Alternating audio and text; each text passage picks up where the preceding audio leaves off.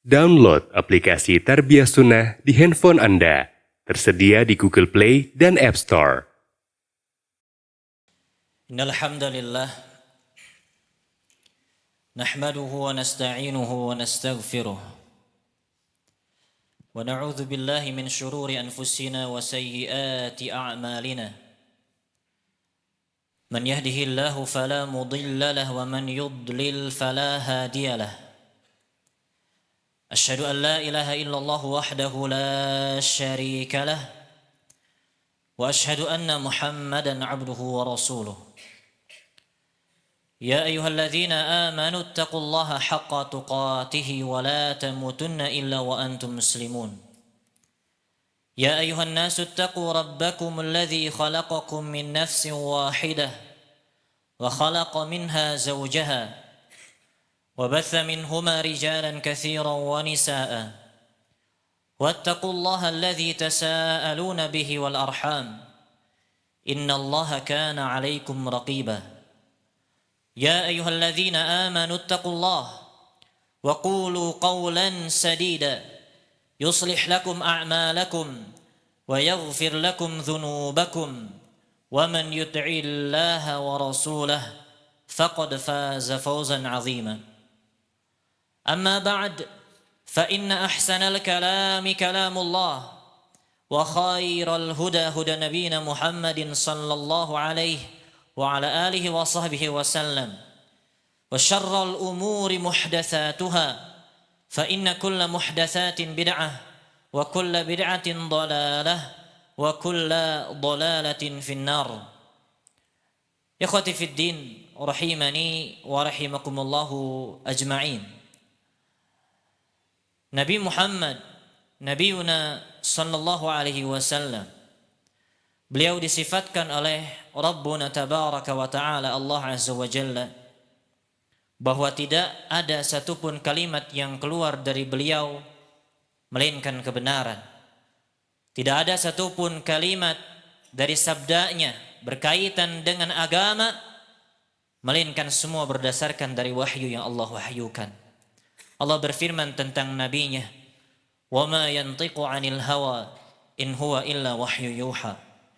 Tidaklah dia Nabi Muhammad SAW berbicara tentang masalah agama berdasarkan hawa nafsunya.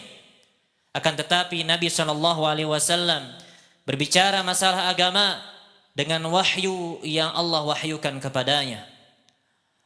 Demikian juga Nabi Muhammad SAW mensifatkan dirinya, dan ini merupakan keutamaan yang Allah berikan kepada dirinya, bahwa setiap sabdanya, setiap hadis-hadisnya itu akan melahirkan kaidah-kaidah yang besar di dalam kehidupan keberagamaan seorang mukmin.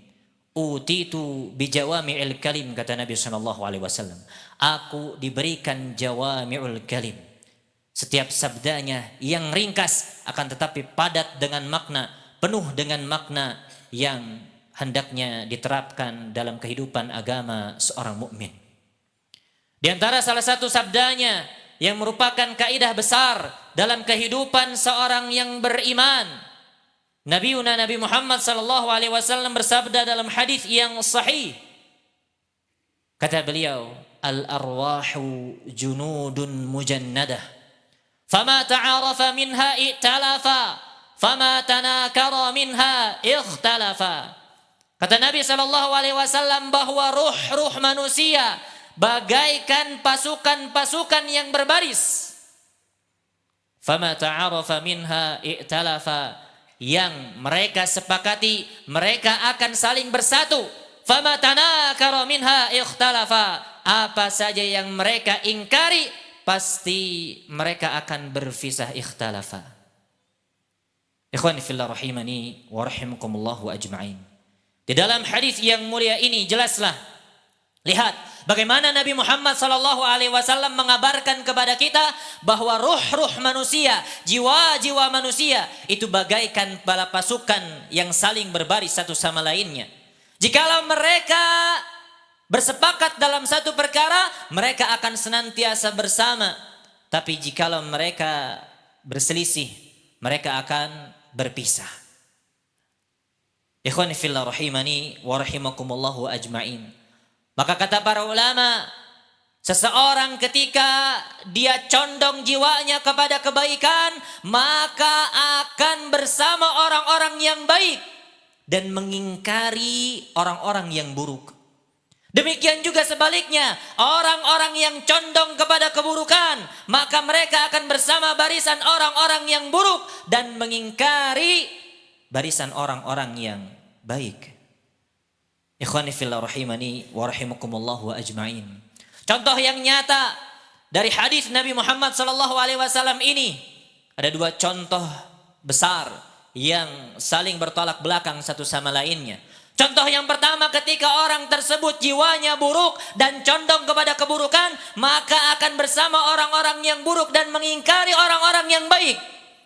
Di antaranya contoh adalah kasus matinya paman Nabi Muhammad SAW, Abu Talib. Dalam hadis riwayat Bukhari, ketika Abu Talib sakaratul maut, menghadapi kematiannya, maka Nabi Muhammad SAW mendatangi pamannya yang tercinta ini. Kemudian Nabi SAW mengajak untuk masuk ke dalam agama Islam. Ya ammi qul la ilaha illallah kalimatun uhajjun laka biha indallah. Wahai pamanku, katakanlah la ilaha illallah, satu kalimat yang akan menjadi hujjah nanti di hadapan Allah Subhanahu wa taala. Akan tetapi Abu Talib memiliki dua sahabat yang buruk, Abu Jahal dan Abdullah bin Abi Umayyah, yang mengajak tetap untuk berada di agama kemusyrikan, agama kakeknya Abdul Muttalib, agama bapaknya Abdul Muttalib. Maka kata mereka kepada Abu Talib, atarghabu an millati Abdul Muttalib, apakah engkau benci kepada agama bapakmu Abdul Muttalib? Nabi SAW mengulangi dakwahnya, katakan la ilaha illallah. Kemudian Abu Jahal juga mengulangi dakwahnya, apakah engkau akan benci kepada agama yang Abdul Muttalib, tetap bertahan engkau dalam agama kesyirikan?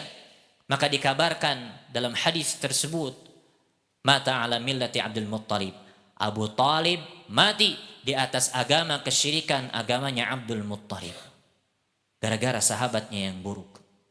Adapun contoh yang satunya lagi, ini berbalik. Contoh orang-orang yang baik, meskipun mereka dipisahkan dengan tempat, akan tetapi Allah satukan mereka karena mereka condong kepada kebaikan dan mengingkari keburukan. Di antaranya salah satunya kisah Ashabul Kahfi. Diriwayatkan oleh para ulama bahwa Ashabul Kahfi ini adalah para pemuda yang mereka tinggal di berbagai tempat. Kemudian Allah Azza wa Jalla berikan hidayah kepada mereka bertahan di atas tauhid meskipun diingkari oleh masyarakatnya. Larilah mereka masing-masing dari masyarakatnya masing-masing. Bertemulah di satu pohon. Pemuda pertama sampai di pohon tersebut beristirahat. Kemudian sampailah pemuda yang kedua, ketiga, dan seterusnya.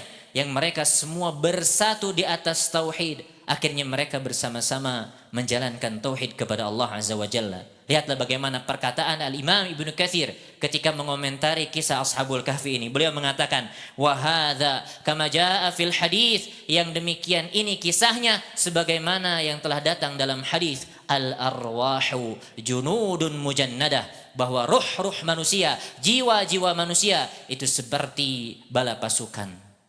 Ikhwani fillah rahimani wa rahimakumullahu ajma'in. Lihatlah bagaimana sabda Nabi SAW menjelaskan kepada kita bahwa manusia terbagi menjadi dua. Ada yang condong kepada kebaikan dan mereka akan bersatu dengan orang-orang yang condong dengan kebaikan juga dan mengingkari orang yang buruk. Demikian juga ada orang yang mereka condong kepada keburukan. Mereka akan bersatu dengan orang-orang yang buruk dan mengingkari orang-orang yang baik. Sebagaimana firman Rabbuna tabaraka wa ta'ala, Allah Azza wa Jalla berfirman, al-khabithatu lil-khabithina wal-khabithuna lil-khabithat.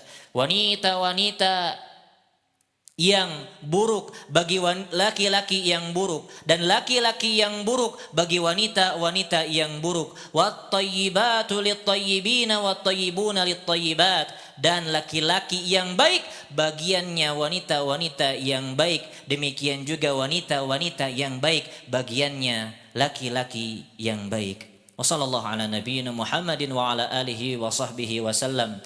Allahumma ighfir lana wa li ikhwanina al-muslimina. Hadza qauluna hadza wallahu a'lam bis-shawab.